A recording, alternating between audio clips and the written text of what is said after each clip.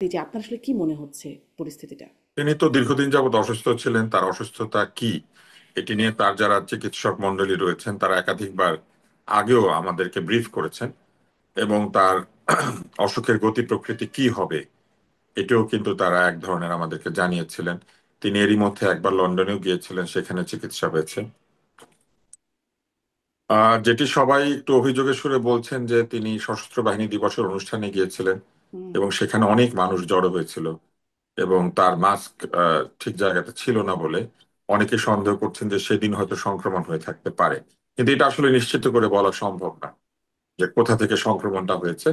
কিন্তু যেটি আমরা জেনেছি ডাক্তারদের কাছ থেকে, যে তার নিউমোনিয়া হয়েছে, তার শ্বাসতন্ত্রে সংক্রমণ হয়েছে, শরীরের কিছু কিছু জায়গাতে পানি এসেছিল এরকম তারা বলেছেন, এবং সেগুলি তারা আহ উন্নত চিকিৎসা যা রয়েছে সবই তাকে দেয়া হয়েছে। তো তার যে বয়স এবং তার যে শারীরিক পরিস্থিতি, তাতে যে কোনো অসুস্থতাতেই তার রিকভারি ফেজটা বড় হবার কথা, লম্বা হবার কথা। এই বয়সে মানুষ আর একজন যুবকের মতো দ্রুত সুস্থ হয়ে ওঠে না। যে কোনো অসুস্থতা একটু বেশি সময় নেয়।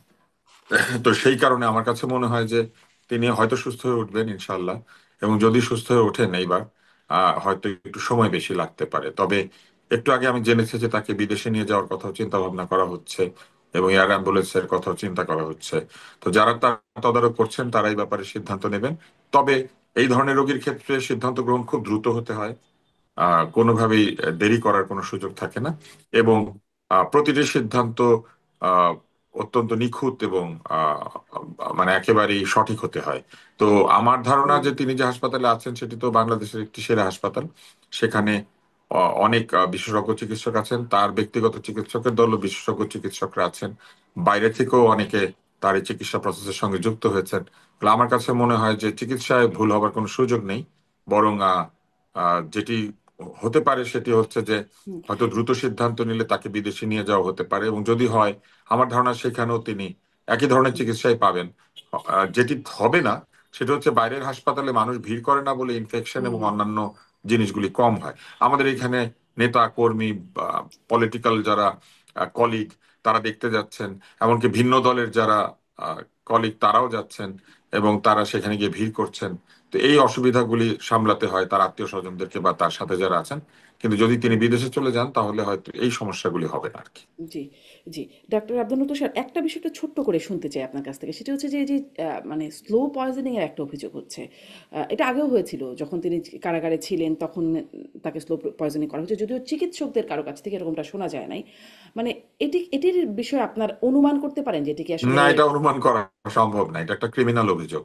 এটা একটা ক্রিমিনাল অভিযোগ, তাই না? স্লো পয়জনিং, হত্যার চেষ্টা। মানে তো আমি আসলে অনুমানটা এজন্য জিজ্ঞাসা করছি ডাক্তার আব্দুল না, তুষার, যে এটা মানে অনুমান করা সম্ভব না। চিকিৎসা প্রক্রিয়া তো চলছে, চিকিৎসা প্রক্রিয়া তো চলছে, তো কি কারণে এটা হচ্ছে এটা তেমন ডাক্তাররা ডিটেক্ট করতে পারেন। তো এটি কি কোনো একটা কারণের মধ্যে থাকতে পারে কিনা, যদি থাকে তাহলে সেটা না, বেরিয়ে এটা আসার সম্ভাবনা এটা থাকে যিনি কিনা। বলেছেন তিনি তো চিকিৎসক না। না, ফলে তাকে সেজন্যই এটা ব্যাখ্যা করতে সেজন্যই হবে যে উনি প্রশ্ন। কেন এটা বলছেন, তাকে কোন চিকিৎসক এটা বলেছেন বা কোন প্রমাণের ভিত্তিতে বলেছেন, এটা তো তাকে বলতে হবে। আমি তো এই বিষয়ে মন্তব্য করতে পারবো না, কেননা আমি তো আর এটা জানি না। কিন্তু এই ধরনের কিছু ঘটলে নিশ্চয়ই তার চিকিৎসকরা বলতেন। তিনি তো বিদেশেও গিয়েছেন, সেখানে হুম। নিশ্চয়ই বলা হতো। ফলে এইটা যদি কেউ অভিযোগ করে থাকেন, তাকে কারা বলেছেন এই বিষয়টি এবং কোন ধরনের প্রমাণের সাপেক্ষে বলেছেন, এটা তাকে বলতে হবে। জি, আমি যতদূর অনেক জানি যে এই ধন্যবাদ। অভিযোগটি করেছেন রিজভী সাহেব। তো রেজভী সাহেব এই অভিযোগটা আসলে কিসের ভিত্তিতে করেছেন এটা তাকে আসলে বলতে হবে। শুধু বলে দিলেই হবে না যে এটা হয়েছে, কেননা এটা তো একটা ক্রিমিনাল অফেন্স হুম, যদি এটা হয়ে অনেক থাকে। ধন্যবাদ, অনেক এবং ধন্যবাদ তিনি ডাক্তার যদি আব্দুল লতিফ। জেলখানায় থাকা অবস্থায় এরকম হয়ে থাকে, তাহলে তো জেলখানার লোকজন সহ এটার সঙ্গে যুক্ত হইতে হবে, কারণ তাকে এটা কারা করবে জেলের ভিতরে, তাই না? তো এটা একটা বড় অভিযোগ। তো এই জি, অভিযোগ যদি আহ সত্য হয়ে থাকে তাহলে প্রথমে এটার মেডিকেল এভিডেন্স লাগবে, এবং সেই মেডিকেল এভিডেন্স আছে কিনা এটা আসলে তাকেই বলতে হবে।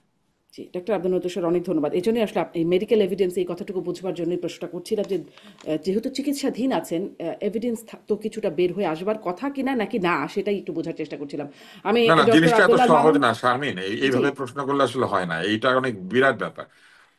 যারা টক্সিকোলজি পড়েছেন তারা জানেন যে বিষের প্রকারভেদ আছে, বহু ধরনের বিষ প্রয়োগের ব্যবস্থা আছে। ফলে এটা এত সহজে যারা চিকিৎসা করছেন তারাই বের করে ফেলবেন, ব্যাপারটা এরকম না। এটা যদি আচ্ছা, কেউ অভিযোগ মানে করেন ডিটেক্ট তাহলে করা তার নাও কাছে যেতে পারে, প্রমাণ এটি থাকতে এটি হবে। বিষয়টা এমন যে চিকিৎসা না, না, প্রক্রিয়া এটা ডিটেক্ট তাহলে নাও খুঁজতে হতে হবে, পারে। যে নিয়ে এটা অভিযোগ করেছেন তাকে বলতে হবে কার কাছ থেকে শুনেছেন, কি ধরনের প্রয়োগ করা হয়েছে বলে তিনি জানেন, এবং কারা করেছে বলে তিনি জানেন, কখন করা হয়েছে বলে তিনি জানেন, না তাহলে তিনি সেটা তো পরীক্ষা বলছেন করলে না, পাওয়া যাবে। তিনি তো বলছেন না, কিন্তু তিনি তো বলছেন না, কিন্তু তিনি যেহেতু একটা অভিযোগ করে তুলেছেন, মানে রেখেছেন, এবং অভিযোগটা অভিযোগ খুবই কি তিনি সিরিয়াস অভিযোগ, বলছেন না? অভিযোগ এই জন্যই অভিযোগটাকে আমি, একটা বলে না। হ্যাঁ হ্যাঁ বলছেন, কিন্তু তিনি তো এটি বলছেন না যে আসলেই করা হয়েছে কিনা, কিভাবে করা হয়েছে, কারা করেছেন। এই জন্যই আসলে মানে মেডিকেল এভিডেন্স যে শব্দটা ব্যবহার করি, সেটিতে বের হয়ে আসার কথা কিনা, নাকি আসলে এমনও হয় যে আসলে বের হওয়া সম্ভব না। এই প্রশ্নটা আসলে এরকমই, যে আমি খুব আপনাকে স্পষ্ট উত্তর আবারও বললাম সম্ভবত যে সম্ভব না, খুব টক্সিকোলজিতে স্পষ্ট বিভিন্ন উত্তর ধরনের সম্ভব বিষ না। আছে। কিছু জি। বিষ একভাবে বের হবে, কিছু বিষ আরেকভাবে বের হবে। কাউকে যদি হুম পয়জনিং করা হয়, তাহলে সব পয়জন তো একই পয়জন না। তাহলে বলতে হবে তো তাকে কি কি ধরনের বিষ প্রয়োগ করা হয়েছে বা কে হুম করেছে। তো হুম খুঁজতে হুম হবে তো, তাই না? আগে তো জি এটা জানতে হবে। সাপ জি কামড় দিলে আপনি তো জানেন নিশ্চয়ই যে সাপটাকে ধরে আনতে হয়। সাপ কি সাপ তাহলে বোঝা যায়। অথবা হুম দাঁতের গঠন দেখে বের করতে হয় যে কোন সাপ কামড় দিয়েছে। জি সাপটাকে জি। পাওয়া গেলে সবচেয়ে ভালো। তো সেই ডাক্তার রকম, আব্দুল তুষার, হ্যাঁ, সব সাপ ধন্যবাদ। কামড় দিলে তো একই বিষ হুম, না। সাপের বিষ জি নিউরোটক্সিক হয়, হিমোটক্সিক হয়। জি ঠিক আছে। জি জি। অনেক ধন্যবাদ। চিকিৎসকদের কাছ থেকে কোনো বক্তব্যের বিষয় আমরা পাচ্ছি না।